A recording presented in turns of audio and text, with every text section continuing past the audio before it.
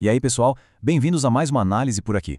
Hoje, a gente vai explorar uma tese acadêmica que é, honestamente, um verdadeiro divisor de águas. O pesquisador Natanael da Silva Santos propõe uma mudança de paradigma que é absolutamente fascinante. Imagina só deixar de lado aquelas lentes tradicionais e passar a enxergar os textos bíblicos antigos, especialmente o livro do Gênesis, estritamente como um gigantesco projeto de TI, ciência da computação e engenharia de sistemas. Pois é, nós vamos ver o que acontece quando a teologia encontra literalmente a lógica de programação.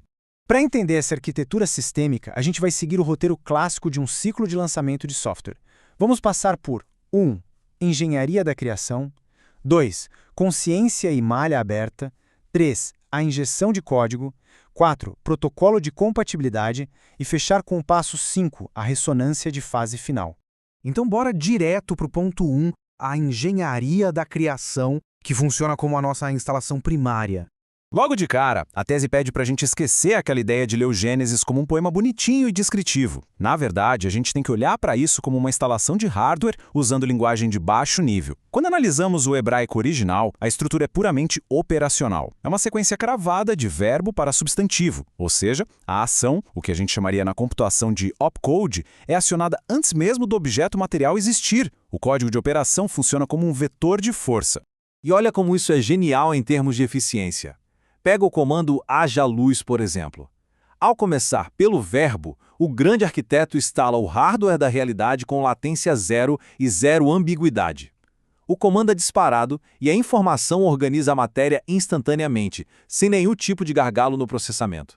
É muito parecido com a engenharia civil. Pensa numa fundação de concreto armado projetada para aguentar 30 toneladas. Ela tem que suportar esse peso de forma determinística, sem margem para erro, certo? Essa fase inicial da criação é exatamente assim, um sistema de malha fechada. A natureza não pondera nem questiona, ela tem uma obediência automática, entregando sempre uma resposta exata de 1 para 1 em relação ao código-fonte. Certo, isso nos leva ao nosso segundo passo, consciência e malha aberta, introduzindo a variável do usuário. É aqui que a arquitetura inteira sofre uma mudança colossal. A gente sai daquela lógica binária cega e entra na complexidade humana. O ser humano não é só hardware. Nós viemos de fábrica com uma espécie de módulo de autorreflexão ponderativa. Isso muda tudo. Transforma aquele sistema inquebrável de malha fechada num sistema de malha aberta.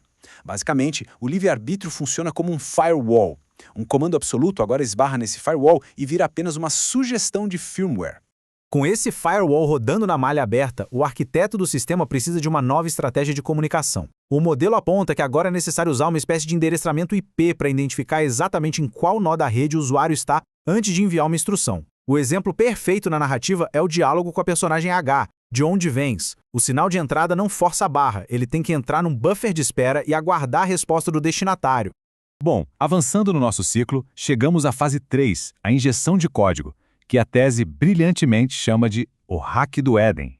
A grande questão é, como essa arquitetura deu tela azul de forma tão catastrófica? A clássica narrativa da queda não é vista aqui como um simples conto moral, mas sim como um ciberataque muito bem sucedido. Acompanhe o passo a passo comigo. A diretriz original de segurança é interceptada, uma partícula lógica corrompida é injetada sorrateiramente e o processador humano simplesmente entra em colapso. O sistema trava e a mente entra num loop infinito de dúvida e contradição. A sintaxe desse ataque é um negócio de outro mundo. O código de segurança original tinha um vetor de reforço absoluto dizendo morrendo, morrerás. O que o hacker faz? Ele injeta um simples não antes do gerúndio. E, ao negar a continuidade do processo, a intenção original do vetor inteiro é anulada. É um código malicioso minúsculo, mas o suficiente para derrubar o protocolo de segurança da humanidade inteira. E aí vem o ponto 4, o protocolo de compatibilidade, necessário para resolver essa tremenda impedância na rede. O sistema corrompido precisava de um patch urgente, né? Uma ponte entre o criador, que roda em malha fechada e linguagem absoluta, e a humanidade caída rodando em malha aberta. A tese sugere que a figura histórica de Jesus entra no sistema exatamente como um driver de compatibilidade. O logos, a informação pura, se torna substantivo, se torna carne. E essa interface pega o código absoluto e traduz para uma linguagem que a gente consegue processar sem fritar o hardware. E aqui tem uma virada de chave brutal. Um conceito super tradicional ganha uma definição totalmente técnica. Esquece a ideia da fé como só um sentimento bonitinho. Neste modelo, a fé é um protocolo de rede estrito.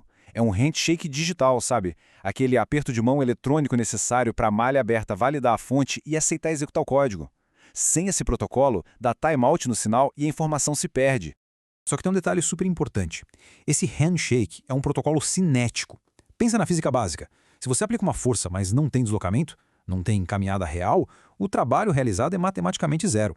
Ou seja, a validação do sistema exige ação e movimento. O que nos traz, finalmente, à reta final da nossa análise. Ponto 5. A ressonância de fase final. Isso coroa todo o escopo do projeto. No momento atual, a humanidade atua como um hardware ainda em versão beta.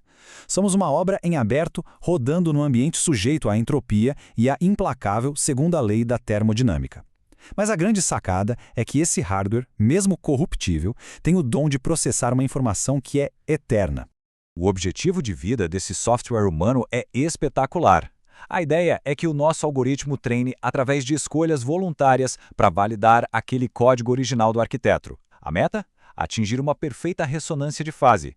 É chegar na mesma eficiência daquela primeira malha fechada, mas mantendo o nosso livre-arbítrio. O resultado não é virar uma máquina cega, mas sim entrar num estado de coparticipação, elevando o status do usuário final ao de um verdadeiro sócio-criador. Então, para a gente fechar com chave de ouro, enxergando a realidade como um oceano de energia só esperando pela condensação através do código certo no sistema operacional diário das nossas mentes, nós estamos ativamente validando o código-fonte do arquiteto em busca dessa ressonância. Ou será que a gente está apenas gastando memória fazendo buffer de dados corrompidos? É uma perspectiva de explodir a cabeça e que muda totalmente o jeito que entendemos as engrenagens do livre-arbítrio. Fica aí a reflexão. Muito obrigado por acompanhar mais essa análise e até a próxima!